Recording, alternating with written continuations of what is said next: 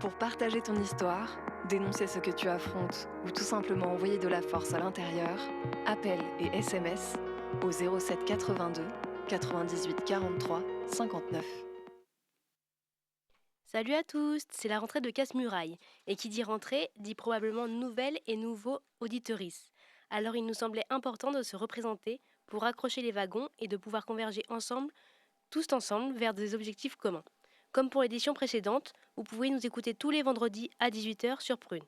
On s'exprime ici en radio pour proposer un lien entre l'intérieur des prisons et l'extérieur, afin de lutter contre l'isolation des personnes enfermées, contre leur enfermement et contre toutes les galères qui sont conditionnées par cette situation. En tant que militante anticarcéraux, c'est-à-dire foncièrement contre le système carcéral qui est, je le rappelle, classiste, raciste, sexiste et queerophobe, psychophobe et validiste, ancré dans des logiques capitalistes et j'en passe, nous apportons notre soutien aux taulardes et relayons leurs paroles et celles de leurs proches. Des émissions similaires à la nôtre existent dans d'autres villes que Nantes. Cela nous permet de nous focaliser sur l'actualité locale tout en gardant nos yeux rivés sur ce qui se passe partout ailleurs, car notre lutte ne prendra pas fin tant que toutes les prisons et le système répressif ne seront pas hors d'état de nuire. Le format de nos émissions est globalement similaire à chaque fois. Nous identifions un ou plusieurs sujets selon l'actualité et nous le décortiquons pour vous le présenter, le définir, l'analyser ensemble et s'armer contre la violence de l'administration pénitentiaire et aussi contre ce modèle punitif auquel nous sommes totalement opposés. Maintenant que les wagons sont raccrochés, nous allons pouvoir faire dérailler la machine infernale carcérale tous ensemble. On espère que vous allez bien et que l'été n'a été ni trop chaud ni trop pénible pour vous à l'intérieur. Peut-être avez-vous écouté nos rediffs de l'été ? Maintenant, place au direct. Aujourd'hui, on est nombreuses et nombreux derrière les micros. Je suis donc avec mes compagnons habituels, Clara à la technique. Salut, salut. Tim. Salut. Et Gaël. Oui, bonjour. Mais aussi nos invités Antoine. Salut. Et Nora. Salut. Du collectif de Kifa. Comment allez-vous ? Ça va, moi je suis vraiment content là d'avoir pris un peu des vacances là cet été, ça a vraiment fait du bien. Désolé à vous si on vous a manqué pendant ce temps-là, mais ça nous a permis de souffler un petit peu et maintenant on arrive vraiment en forme pour une nouvelle saison. Peut-être je présente un petit peu ce qu'on a prévu pour aujourd'hui. On veut faire une lecture de lettres pour commencer. Et après, on va revenir, même si c'est un peu plus tard, là ça date d'un mois déjà, mais on va revenir sur les luttes qui ont eu lieu à Vendin-le-Vieil. Et après, dans une deuxième partie, on va discuter avec nos invités là, de Kifa de la situation de Ali, qui est prisonnier palestinien en France. Qui essaye de nous enfermer sous-estime la colère du dollar. Je voulais les faire payer, ces bâtards qui nous ont piétinés. C'est toujours la même et à l'heure qu'il est. Ils prennent les familles pour des serpillères. Pour les grosses peines, les potes libérés, ceux qui portent le bracelet. Pour les Elvira qui passent le portique et ceux qui font tout rentrer. Parce qu'on a tous des proches qui sont ou qui ont été emprisonnés. Un frère, une voisine, une camarade de lutte ou un cousin. Parce que parfois, on a vraiment la rage contre la prison. Dedans c'est dur, et dehors c'est dur aussi, c'est sorti c'est sûr, le SS et le Mirador me le gâchent nos vies. À chaque jour suffit sa peine, moi je respire à peine. Café la sirène montant, ce soir Fleury ou on freine, le temps on fait la tête, et moi je traîne seul dehors. Parce que la police et la prison sont des menaces racistes. Parce que quand on se tape une embrouille avec l'administration pénitentiaire, on peut avoir envie d'en parler. Parce que ça nous renforce d'écouter les témoignages des autres. Armé de peine, j'étais sur le banc, ils m'ont pété, je suis aux arrivants, F1-2. Parce qu'on n'en peut plus d'entendre que la prison nous protège. Politique dehors, petit frère emprisonné. Je me demande quoi écrire dans mes lettres, qui passera sous la censure, me fera rire. 1 heure pour se raconter des bouts de vie, à bout de souffle. Parce que les parloirs sont souvent trop courts. Pour les gars de Gîte Versailles, pour les gars de Villepinte, et pour toutes ces visiteuses de parloir qui font rentrer le sucre et l'espoir, otages des mêmes portes et couloirs, des mêmes petits pouvoirs. Parce que la radio permet de communiquer par-dessus les murs de la tôle. Casse-Muraille, une émission pour libérer la parole des prisonniers, des prisonnières et de leurs proches. en direct jusqu'à 18h30 sur Prune 92 FM et sur prune.net. Voilà, donc pour commencer cette saison, on voulait vous donner des nouvelles de Fabrice, qui est une personne avec qui on a une correspondance et qui est emprisonné à la prison de Valence, dans le sud-est de la France. Fabrice, c'est un prisonnier guadeloupéen qui est enfermé depuis 2010 et qui a été en 2011 déporté dans les prisons de métropole. Et depuis, il réclame son transfert en Guadeloupe, notamment au moment de la mort de son père où il n'a pas pu aller l'enterrer. Et donc, il a fait plein d'actions différentes pour obtenir son transfert en Guadeloupe, dont des prises d'otages, comme dit l'administration pénitentiaire. Et du coup, depuis, l'administration pénitentiaire lui fait payer par des représailles, donc des peines de prison en plus. À la base, il avait pris 8 ans et il a repris une vingtaine d'années de prison à l'intérieur. Il subit aussi des brimades racistes des matons, des violences. En 2017, des matons l'ont attaqué dans sa douche à la prison de Saint-Maur en lui jetant une grenade assourdissante. Et il est depuis plus de 13 ans à l'isolement. Sachant que cet été, il a passé 2 semaines en dehors du quartier d'isolement, où il a été en quartier normal dans la maison centrale où il se trouvait. Et puis les matons se sont replaints de lui pour le faire retourner à l'isolement, donc il y est de nouveau. On va vous lire une des lettres qu'on a reçues cet été. Coucou, j'espère que vous allez bien et que vous profitez du beau temps et de vos proches. J'ai une mauvaise nouvelle, je suis à l'isolement depuis le 23 juin 2025 parce que les surveillants ont dit que je leur fais peur et que je les menace et qu'à tout moment je peux les prendre en otage. Et là je crois que c'est reparti pour un tour. Je continue la boxe taille tous les jours, ça m'aide à canaliser ma colère et je pense beaucoup à ma famille. Voilà quoi. Il est 3h25 du matin. Et sachez-le, notre vie, c'est un livre vierge, et c'est à nous de l'écrire chapitre par chapitre, avec nos rêves, nos désirs et nos objectifs à atteindre. Moi, je n'ai pas pu devenir boxeur pro de boxe thaï, ni avoir mon restaurant, pour faire du colombo de poulet, et riz créole, ou la banane jaune avec de la morue, ou le pain à fruits, et du ragoût de porc, ou la madère et le courbouillon de poisson bien pimenté, ou le fameux gâteau tourment d'amour, coco et goyave. Ou le bon sorbet coco, fait avec la sorbetière de nos grands-mères, ou le bon jus de canne à sucre, ou les acras de morue. Je n'ai pas pu construire ma propre famille et prendre soin d'eux. 2025, toujours à l'isolement, 13 ans d'isolement, voilà quoi. Et seule la boxe taille et les amis qui m'aident à tenir, sachez-le. Et aussi, merci de m'aider dans ma lutte et mon combat pour rentrer en Guadeloupe. Sachez que je suis révolté par la situation en Guadeloupe parce que les habitants n'ont même pas d'eau dans les robinets, et pourtant, on est sur une île, et la vie est trop chère, même les produits locaux. Mon grand rêve, c'est que la Guadeloupe devienne indépendante un jour et qu'on soit libre et les poings levés. Voilà mes amis. Prenez soin de vous, l'ami Papillon. Merci beaucoup pour la lecture. Je ne sais pas si vous aviez des réactions à faire là, suite à sa lecture. J'ai l'impression on a déjà parlé un peu de Fabrice Borromée et puis des difficultés là aussi liées à la déportation, là, d'être loin de sa famille. Enfin, à un moment, c'était une de ses revendications principales là, de pouvoir retourner en Guadeloupe. Et c'est vrai qu'on pense bien à lui. On a bien pensé à lui aussi quand on a eu des courriers pour expliquer les brimades racistes qu'il subissait en prison. Et on est toujours content d'avoir des nouvelles des gens qui sont à l'intérieur. Oui, Fabrice, en fait, il prend super cher parce qu'il s'est pas laissé faire depuis le début. Et quand même, il le dit dans sa lettre, ça fait 13 ans qu'il est en quartier d'isolement. C'est-à-dire qu'il a aucun contact avec aucun co-détenu et que le seul contact humain qu'il a quotidiennement, c'est avec des matons qui, en plus, sont en gestion équipée. C'est-à-dire qu'ils rentrent casqués et en tenue renforcée dans sa cellule pour le moindre mouvement. Oui, autant dire qu'il a vraiment plus affaire à des robots qu'à des humains. C'est ça. Et voilà. Et donc, son combat, c'est de retourner en Guadeloupe. Il pourrait très bien, en fait, il est en régime maison centrale, Fabrice, mais le régime maison centrale, ça relève d'une décision de l'administration pénitentiaire qui a des critères qui lui appartiennent, mais elle n'est pas pieds et mains liés par la loi, par exemple, pour mettre quelqu'un en régime maison centrale. Et donc, en Guadeloupe, il n'y a pas de maison centrale, en Martinique non plus, mais il y a des centres de détention. Et donc l'administration pénitentiaire pourrait très bien décider pour lui permettre de poursuivre une vie, même enfermé, plus apaisé, de le transférer dans un de ses centres de détention. Mais il refuse de le faire. Et donc, c'est ce qui fait qu'il lâche pas l'affaire et qu'il continue son combat, sachant qu'il a une interdiction de territoire guadeloupéen, mais qui sera mise en œuvre au moment de sa sortie.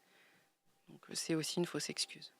Ouais, non, mais c'est toujours cet usage de la déportation coloniale, de punir plus les gens qui viennent des départements, enfin des colonies départementalisées, et du coup de leur faire vivre plus de peine que en fait les prisonniers métropolitains. Ouais. En tout cas, on pense bien à lui, on lui envoie du courage et on espère que ça va aller. Casse-Muraille, une émission pour libérer la parole des prisonniers, des prisonnières et de leurs proches. Oui, comme je l'ai annoncé tout à l'heure, on voulait revenir sur Vendin le Vieil, là, les luttes qu'il y a eu. Et on va commencer par lire le communiqué des revendications qui a été écrit par les prisonniers en lutte là, qui se sont eux-mêmes surnommés le super cartel de Vendin le Vieil. Communiqué de presse, super cartel de Vendin le Vieil. Grève de la faim à partir du 1er septembre 2025. Nous, détenus, annonçons aujourd'hui une grève de la faim à compter du 1er septembre 2025. Notre mouvement n'est pas dirigé contre nos conditions de détention, mais contre les conditions inhumaines imposées à nos familles. Nos familles payent le prix fort. Elles parcourent des centaines de kilomètres pour venir nous voir, parfois au détriment de leur santé, de leur travail, de leur équilibre. Au parloir, elles se retrouvent derrière un hygiaphone, dispositif justifié officiellement pour éviter l'introduction d'objets illicites.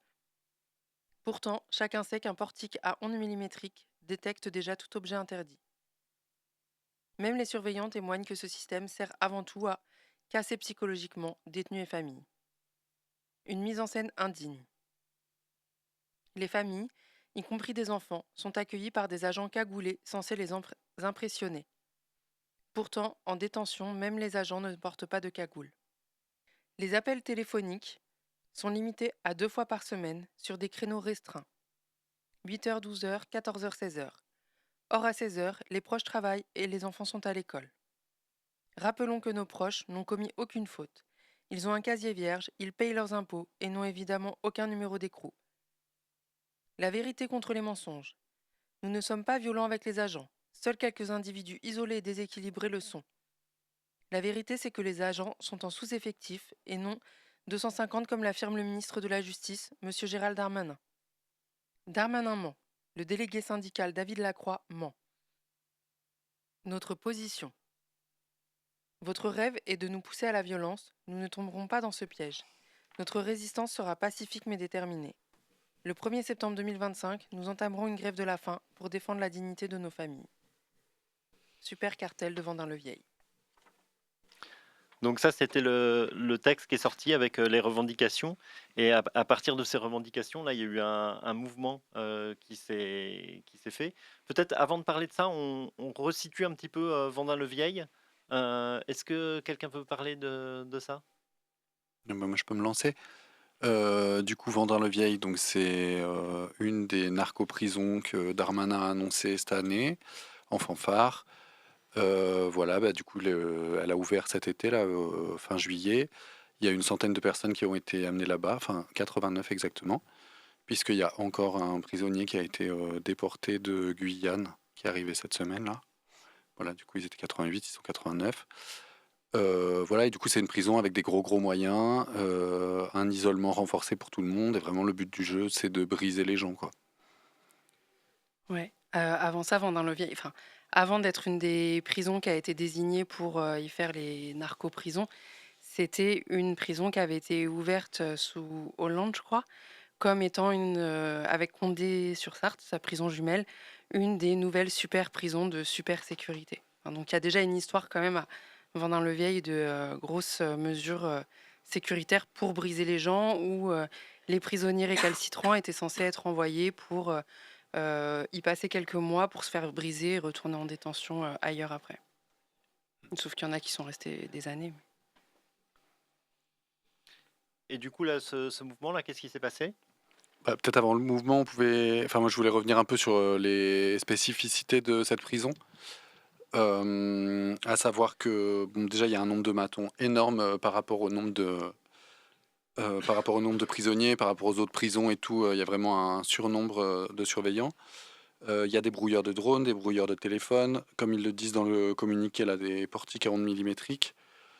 Il y a les parloirs hygiaphones, la suppression des UVF, les unités de vie familiale, ces parloirs qui peuvent durer jusqu'à 3 jours et qui permettent en fait à des gens de se retrouver dans un petit studio et de faire de la vie commune, voilà, jusqu'à de 1 à 3 jours, quoi.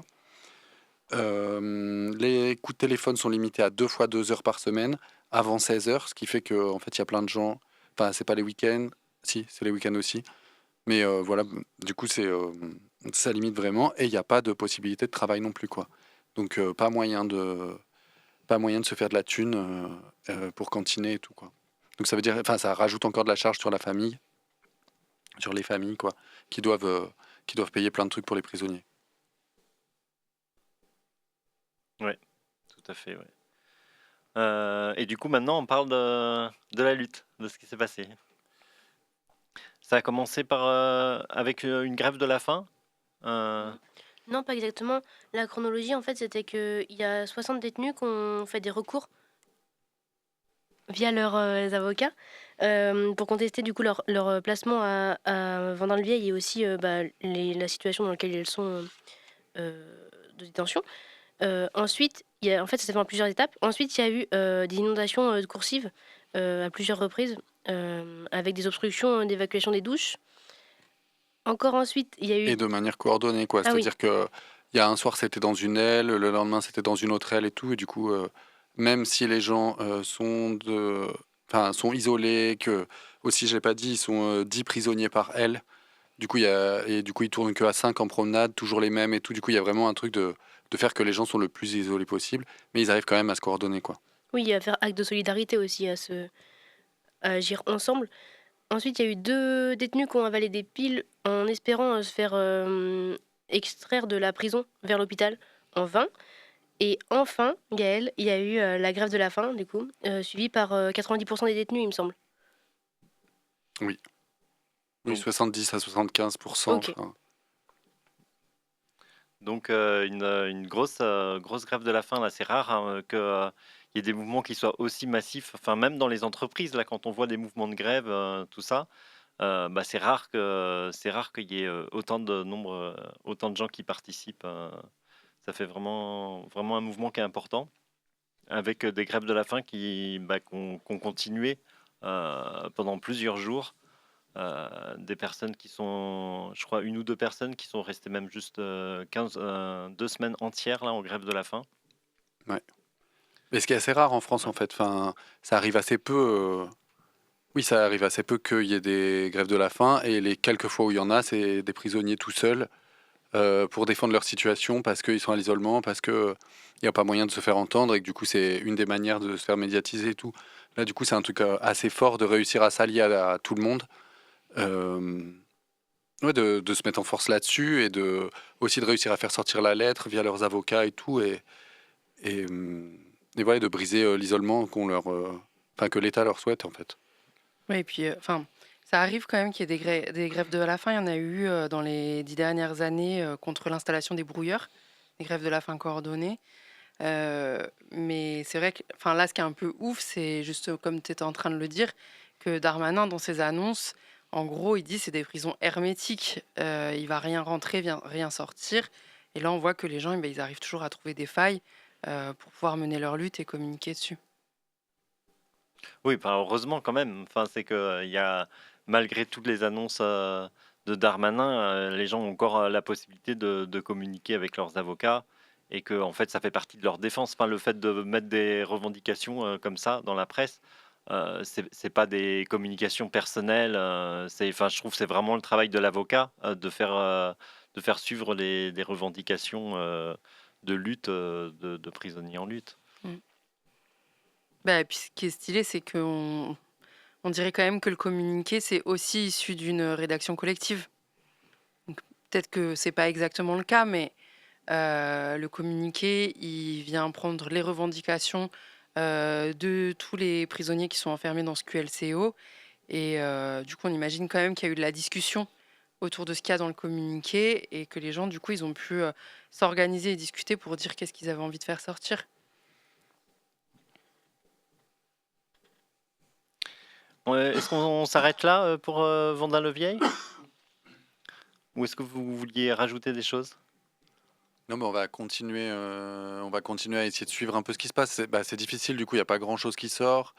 Du coup, il n'y a que les avocats qui s'expriment là-dessus. Il y a vraiment pas grand-chose. Et les avocats, ils ont communiqué au moment de la sortie du communiqué de presse, mais finalement, il n'y a pas eu grand-chose de plus. Si on a vu dans la presse, dans la répression qu'il y a eu des mouvements, ils ont parlé que de Mohamed Amra, je pense, parce que c'était une personne connue et que du coup, les médias, ils parlent des personnes connues. Et encore, c'était même pas lié à la grève de la faim, Oui, c'était précisément. lié aux L'inondation inondations des des coursives. coursives. Ouais. Il y avait l'inondation des coursives. Il y a eu des insultes apparemment qui lui sont reprochées en plus. Et du coup, il a pris 16 jours de mitard pour ça. Ouais, mais de toute façon, je pense qu'on va continuer à parler cette année beaucoup de ces prisons-là. Aussi, là, à la fin octobre, normalement, il y a la prison de Condé-sur-Sarthe, du coup, la prison jumelle de Vendin, qui va aussi être transformée en QLCO, qui va être inaugurée là dans les jours qui viennent. Et du coup, ça va redonner lieu à un gros balai de transfert de taulards, qui sont les gros méchants qu'on va enfermer là-bas et qui vont bien souffrir, sachez-le. Enfin, voilà, on va continuer dans cette logique-là. Et Oui, du coup, dans on la va continuer à en parler aussi. Dans la logique du tout répressif, vraiment, c'est pas prêt de s'arrêter, hein. Et il y avait aussi un communiqué de FO qui est sorti super infantilisant et déshumanisant, mais bien avant la grève de la faim qui a commencé, elle, le 1er septembre. Ils ont sorti un communiqué le 29 août. Oui. Bah oui, ça, ils sont toujours là pour communiquer et pour se plaindre alors que c'est pas eux qui sont enfermés. Moteur et action.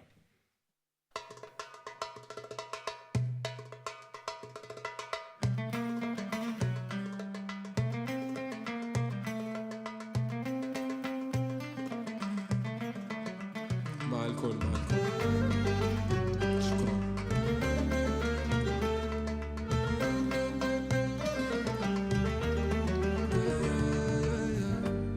تركنا المدينة الغربة الحزينة سلم لي حريحة وسلم عالديرة يا دير المال الأرض الكريمة يفدوش اللي فينا سلم لي عريحة وسلم عالديرة يا دير المال.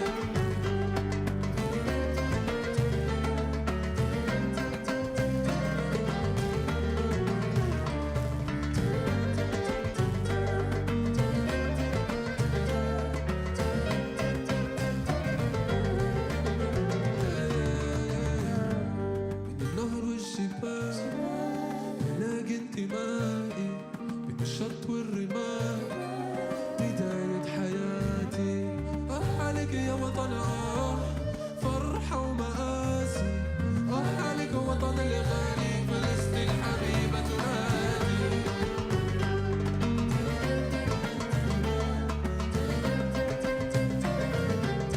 فلسطين حبيبة تنادي.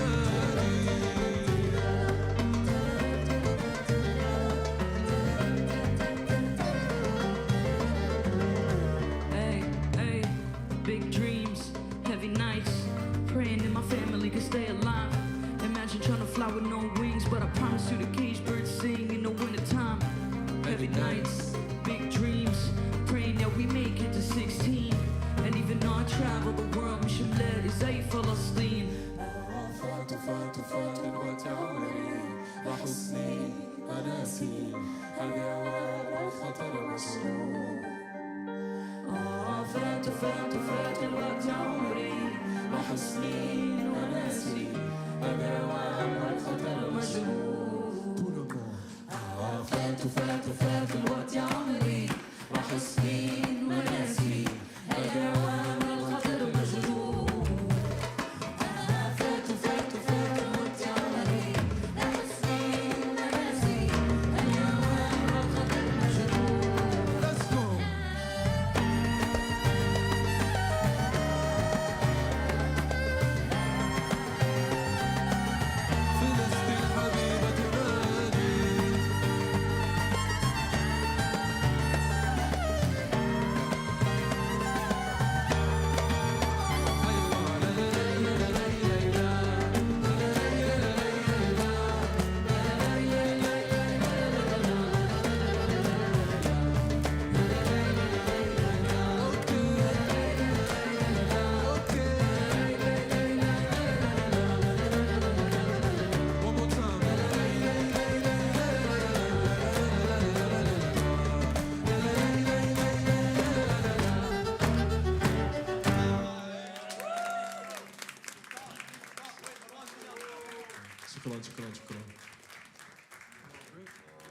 Pour partager ton histoire, dénoncer ce que tu affrontes ou tout simplement envoyer de la force à l'intérieur, appel et SMS au 07 82 98 43 59.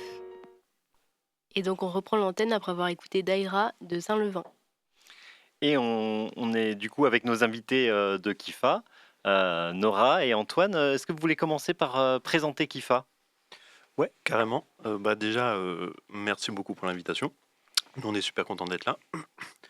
Et donc, en fait, Kifa, c'est un collectif antiraciste qui est basé à Nantes et qui s'intéresse à toutes les luttes décoloniales et principalement à la question de la lutte du peuple palestinien pour son autodétermination. Et on est des militants et des militantes révolutionnaires, donc on s'organise sur des bases autonomes. Et en fait, la question du soutien aux prisonniers et prisonnières, c'est un truc qui est assez central dans la ligne politique du collectif, ou en tout cas, nous, c'est un truc qui nous parle et qu'on essaye de développer. Parce que ce qu'on dit, c'est que la prison, c'est l'un des rouages un peu essentiels de la machine coloniale et du système capitaliste. Et que du coup, il faut participer à le détruire. Et aussi, en tant que militants et militantes révolutionnaires, c'est notre rôle de soutenir toutes les personnes qui subissent la répression et d'aider à briser l'isolement qui est subi par les prisonniers et les prisonnières. Et en fait, c'est un peu dans ce cadre qu'on voulait intervenir ce soir pour vous présenter la campagne qui a été lancée cet été pour la libération d'Ali, qui est un réfugié palestinien incarcéré depuis mai 2024 par la France et dont on se fait le relais ici localement. Et puis, je pense que, je sais pas, Nora, tu peux peut-être le Oui, je vais vous présenter. présenter qui est Ali. Alors, Ali est né en Cisjordanie. Il vient du camp de réfugiés de Balata, qui se trouve en périphérie de la ville de Naplouse. Mais sa famille, elle, est originaire de Jaffa. Elle a été expulsée de force en 1948, comme environ 750 000 Palestiniens, Palestiniennes, qui ont été chassés de leurs terres au cours de la Nakba et qui ont trouvé refuge dans les camps de Cisjordanie, à Gaza et dans les pays autour de la Palestine ou qui se sont exilés ailleurs aussi dans le monde. À 14 ans, Ali va être témoin de l'assassinat de son petit frère de 8 ans, abattu par un soldat de l'armée israélienne. C'est évidemment un traumatisme pour lui. À 16 ans, il va être arrêté une première fois alors que... Il va être arrêté une première fois lors d'un raid de l'armée d'occupation au domicile familial. Il va être incarcéré pendant 1 an, sans inculpation ni procès, en détention administrative. Avant d'être condamné à 4 ans de prison pour jet de pierre, qui en fait une accusation couramment portée par Israël contre les enfants palestiniens. Alors il faut savoir aujourd'hui, il y a environ 450 enfants qui sont incarcérés dans les prisons de l'occupation, et donc Ali va passer 4 ans dans la prison de Hasharon, où étaient incarcérés à l'époque les enfants et les femmes palestiniennes. Par la suite, il va être incarcéré à 3 reprises sans jugement ni inculpation pour des périodes de 12, 14 et 9 mois. Donc, c'est-à-dire en détention administrative. Alors là, je vais faire une petite aparté pour expliquer un peu ce qu'est la détention administrative. C'est un héritage des lois d'exception promulguées par la Grande-Bretagne lorsqu'elle occupait la Palestine.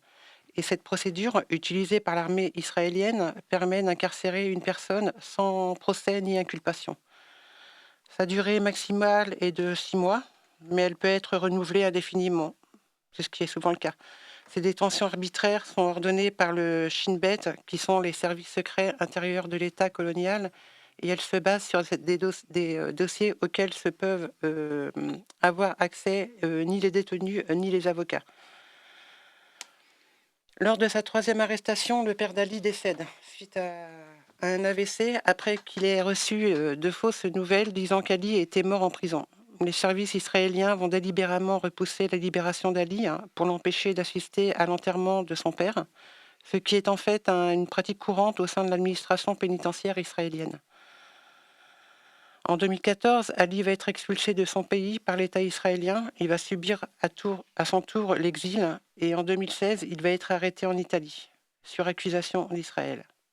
Mais le juge va ordonner sa libération après plusieurs jours d'incarcération parce que les accusations formulées par Israël n'étaient pas liées à des activités sur le sol italien, mais il va être transféré dans un centre de rétention pour migrants pendant 6 mois.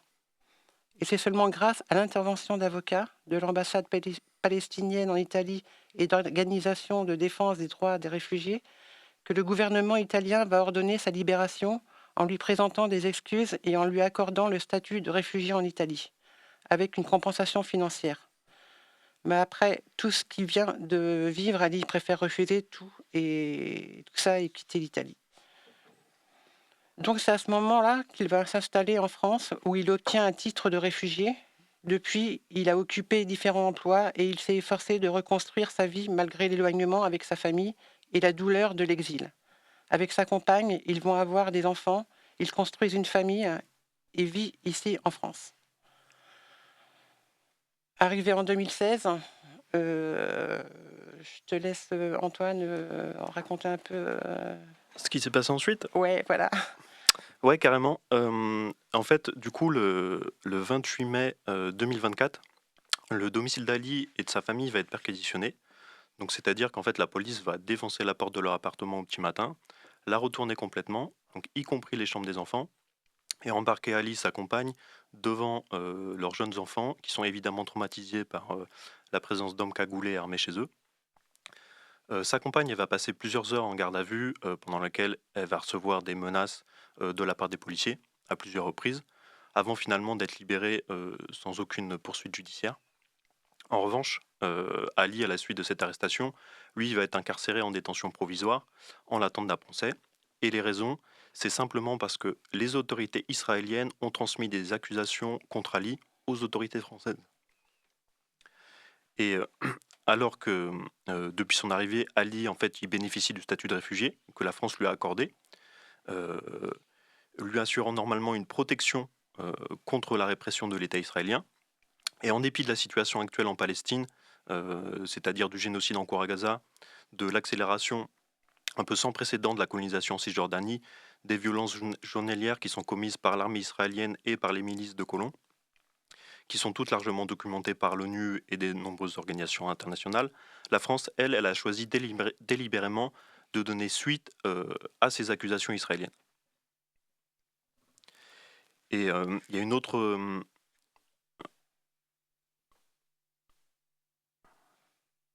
Et du coup, pardon, je reprends. Ali, il est actuellement incarcéré au sein d'une maison d'arrêt en région parisienne.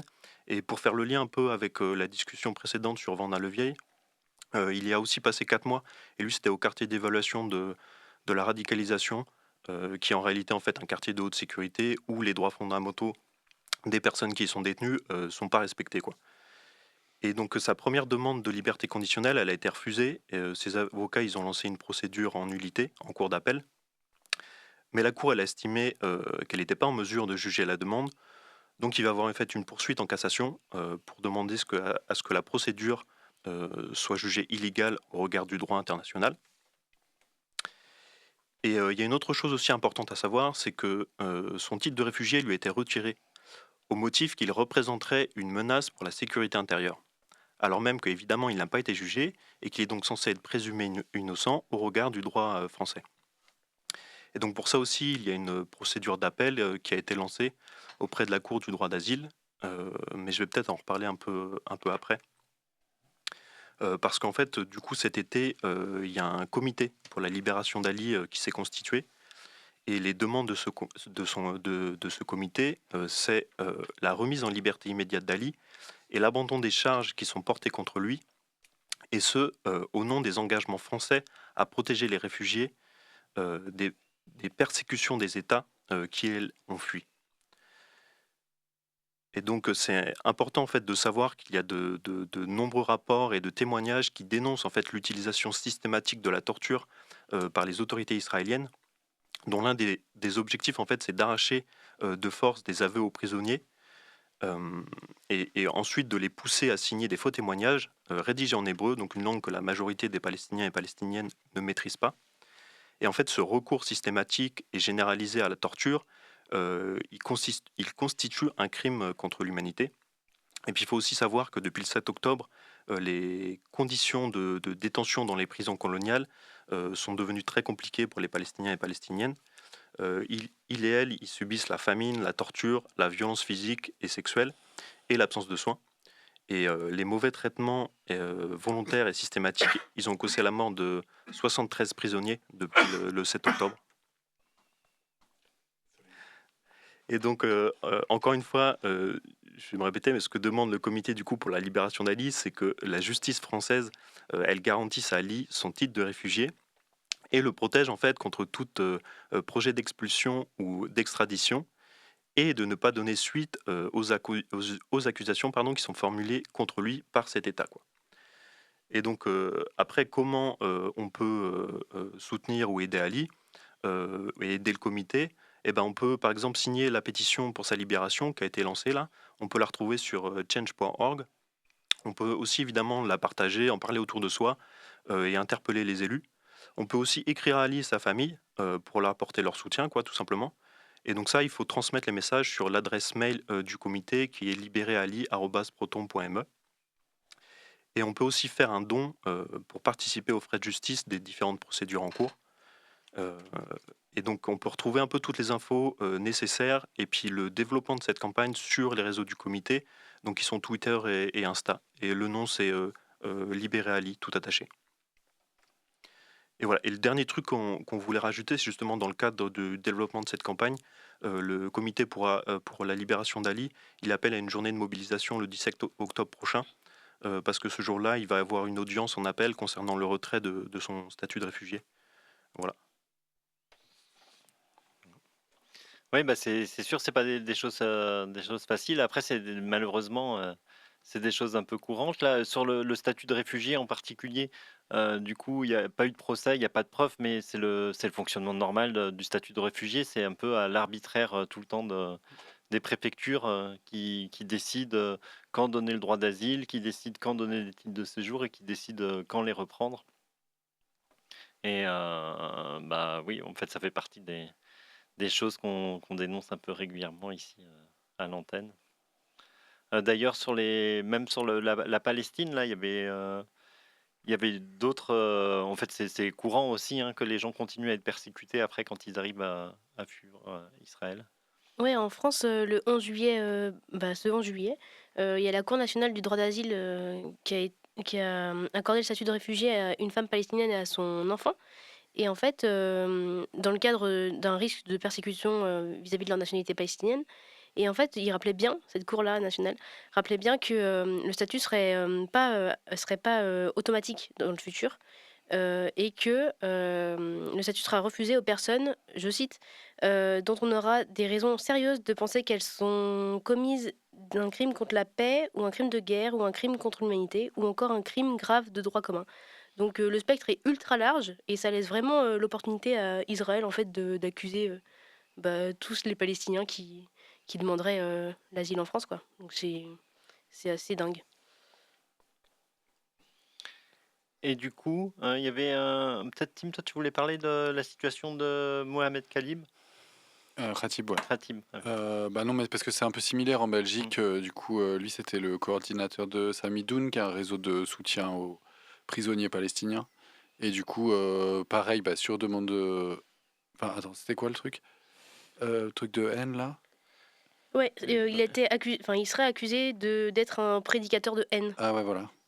Et du coup, mais a priori, c'est sur demande d'Israël. Et du coup, pareil, il perd son statut de réfugié en Belgique. Et du coup, ça, c'était le 7 août. Et du coup, depuis, qu'est-ce qui va se passer pour lui? Enfin, est-ce qu'il est expulsable ou pas? Mais d'ailleurs, pareil pour Ali, en fait, à un moment, on se demande s'il est expulsé, alors qu'il a été expulsé de Palestine par les Israéliens. S'il perd le statut de réfugié ici, ça veut dire quoi? C'est ça, ouais, c'est un peu l'une des craintes, c'est que, imaginons, le jour là où Ali est libéré, en fait, il va finir dans un CRA, quoi. Et puis après, où est-ce qu'il va être envoyé? Il va être envoyé en Israël. Donc, mais en même temps, ils l'ont viré du territoire. Du coup, Ouais. s'il est interdit de territoire, comment... Mais parce qu'apparemment, lui, il est dans il habite dans un camp il habitait dans un camp de réfugiés en Jordanie. Non, en En Cisjordanie. En C'est à Cisjordanie. Naplouse. Ah oui, d'accord. Mais ouais, et c'est vrai que la répression en Europe, on la voit un peu partout dans différents pays. Je sais qu'en Belgique, là, il y a quelques semaines, il y a plusieurs réfugiés palestiniens justement qui ont été arrêtés. Et en Italie, il y a un cas aussi de Hanan Aïch, qui lui, ça va faire presque 2 ans, je crois, qu'il est enfermé pour les mêmes raisons, quoi. Et Et donc on se voit un peu se reproduire ce même processus quoi, dans différents pays en Europe. Quoi. Entre États coloniaux qui se couvrent les uns les autres, qui collaborent dans leur politique commune et qui... Oui, puis c'est toujours à sens unique parce qu'il y a aussi des associations pro-palestiniennes là, qui dénoncent en France les crimes de guerre commis par des franco-israéliens en Israël contre les Palestiniens et du coup qui documentent grâce aussi au fait que les gens souvent se vantent sur les réseaux sociaux des exactions qu'ils ont commises et qui essayent de faire reconnaître ça par la justice française. Mais du coup, on voit bien, en fait, dans ces cas-là, la justice, c'est pas quelque chose de neutre qui va arbitrer en fonction de crimes qui a pu être passés. C'est un parti pris, et le parti pris de la justice, c'est celui de l'État français. C'est c'est la solidarité entre puissances coloniales, et ça va tout le temps dans le sens d'exercer de la répression sur les Palestiniens et jamais ou très rarement sur des colons israéliens. Bon, ça fait jamais très gai quand on parle des choses. On a souvent une vision un peu négative des instances de répression qu'on subit. J'imagine que pour beaucoup qui nous écoutent, vous devez avoir la même que nous. Et voilà. En tout cas, merci beaucoup Kifa d'être venu pour parler de cette campagne et de la situation de Ali. Et peut-être que pour les personnes par rapport aux moyens de... à la cagnotte, c'est le mot que je cherchais, dont tu as parlé et tout, on pourra mettre les liens avec le podcast sur le site de Prune, s'il y a des personnes qui nous ont écoutés et qui veulent trouver le lien. Carrément.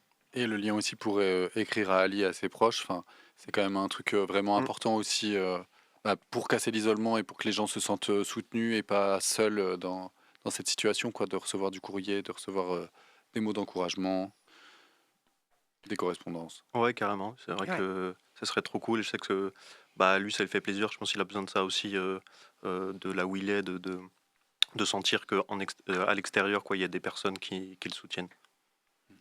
Est-ce qu'il y a une musique que vous voulez qu'on écoute ensemble ? En fait, c'était une fausse question parce qu'on avait déjà préparé. Ouais, c'est Dabour et Shabjdid. Et peut-être Et qu'on Anne. conclut l'émission et on envoie la musique pour se quitter en musique. Oui, d'accord. On fait comme ça. Eh ben, merci de nous avoir écoutés. J'ai l'impression qu'on a eu un peu du mal à reprendre à la rentrée. On a eu un peu quelques cafouillages. C'est le temps de Non, s'en mais remettre à dans part le bain. le jingle et la virgule du début qui était inversée, des petits... Non, Voilà, non, les bah. aléas du Si on n'en direct, parlait quoi. pas, personne s'en serait rendu compte. Hein. Ah oui, désolé. Non, C'est comme vous vraiment avez une pu le voir. émission de Pookie. Et voilà, tout dérape. Tout dérape. Les contacts. Les contacts, oui, on vous rappelle les contacts. Donc, vous pouvez nous contacter.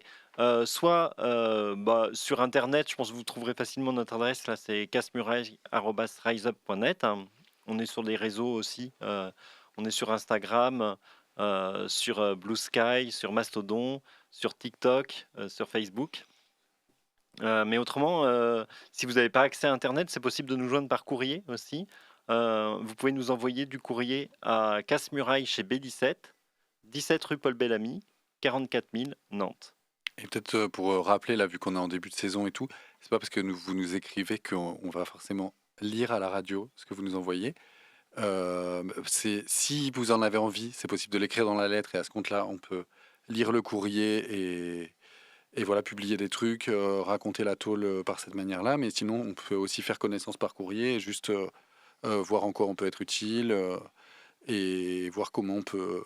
Enfin, ce que ça peut donner, quoi, de s'écrire. Et on a aussi un numéro de téléphone, c'est le 07 82 98 43 59. Donc c'est possible de nous laisser des messages pour vos proches qui sont en prison. On peut leur faire des petites dédicaces, on peut passer une musique qui peut leur faire plaisir. C'est possible, si vous avez la possibilité en scred de nous contacter depuis la prison, c'est possible aussi de témoigner un peu de ce qui se passe dans la prison. De parler de comment vous vivez la situation, votre analyse aussi sur la prison, sur la répression, sur ces choses-là. Et donc, n'hésitez pas à nous contacter. Nous, on serait très contents de relayer votre parole. Pour la semaine prochaine, on a choisi de ne pas refaire une deuxième émission. On va faire une rediffusion de celle-ci pour vos amis qui auront raté l'écoute ce soir. On est encore un peu en réflexion sur la formule qu'on va faire cette année. En fait, on aimerait réussir à se dégager plus de temps pour préparer le contenu de nos émissions et pour vraiment avoir des contacts avec les gens qui sont en prison. Et ça va sans doute passer par diminuer la fréquence des émissions. Bah, à moins qu'il y ait plein de gens qui nous rejoignent et qu'à ce compte-là, on puisse garder un rythme hebdo. Parce qu'en fait, pour nous, c'était vraiment important. Là, de toutes les années qu'on fait Casse-Muraille et tout, on a toujours gardé un rythme de chaque semaine et tout. Et juste là, 3 ou 4, on n'arrive pas à le tenir. On a fini épuisé. Et du coup, on est obligé de s'économiser un peu pour continuer à faire nos actions. Et voilà, mais si à un moment, on arrivait à être suffisamment nombreuses pour tenir ce créneau hebdomadaire, c'est sûr qu'on le reprendrait très vite. Et si en plus même des gens qui participent à la radio alimentent aussi par les discours qu'ils ont à poser, ça contribue aussi à alimenter les émissions. On se quitte là-dessus ? Carrément. Et du coup, vous pouvez retrouver cette émission en rediff vendredi prochain à 18h. Et on se retrouve en direct dans 15 jours. Et en podcast sur prune.net. Et sur YouTube. Force à tous. Au revoir. Salut. Salut, Well.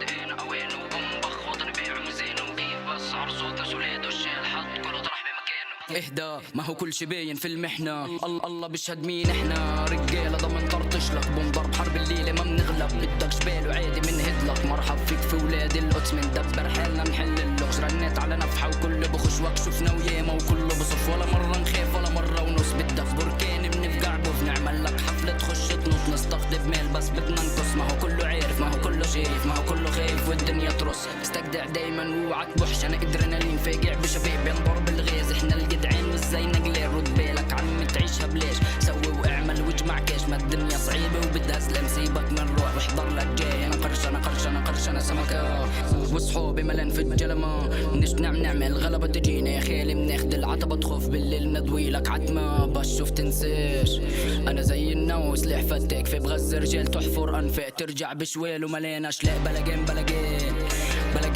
بالجدع انا فاتح دكان من بيع شلسات والدم مسموح بس للسباع مكتوب على القرمة قسم لو غاد احنا جن بنطلع ما بتشوفناش ودموع ما تسيل اذا فش مسيل نحن الشجعان ان قد انا اوان وبنبخ وطني بيع ميزان وكيف بس عب صوت الولاد والشال حط كله طرح بمكانه ان قد انا اوان وبنبخ وطني بيع ميزان وكيف بس عب صوت الولاد والشال حط كله طرح بمكانه حتموت من الرعب من الارض نطلع زي جن بخ هدي اللعب على هذا نترك على النار الافكار تنطخ اختراق ورا حدا اذا بلغ انا مش مركب بركبش مع حدا انا فين ان امكانيك البلد بالبقلك ديك بين رعوة غنم انا جيت انا ديك طلعت تحلم نحكي حكيكة دقيقة نفهم فيش وقت بضيع شباشة حفيدي بديك في فلاشة ما فيش رحميم انا يوم بحتاجك اجيك نعمل بلجان بطريقة طليق تفصيل على حدا العدل شب جديد انا جيك ببور بالطور بالعرض وماكينة عريق وفريد من نوعه كمين المخا كس اخت كل مين باع واختفى صدوا الوقت ولا عمره ارتخى يكتم سر بيرنفطه رادار هلسات على طول بيعرفكم شو دبور على طول وبيقول واو ان قد انا اوان وبنبخ وطني بيع ميزان وكيف بس عب صوت الولاد والشال حط كله طرح بمكانه ان قد انا اوان وبنبخ وطني بيع ميزان وكيف بس عب صوت الولاد والشال حط كله طرح بمكانه ان قد انا اوان وبنبخ وطني بيع ميزان وكيف بس عب صوت الولاد والشال حط كله طرح بمكانه ان قد انا اوان وبنبخ وطني بيع ميزان وكيف بس عب صوت الولاد والشال حط كله طرح بمكانه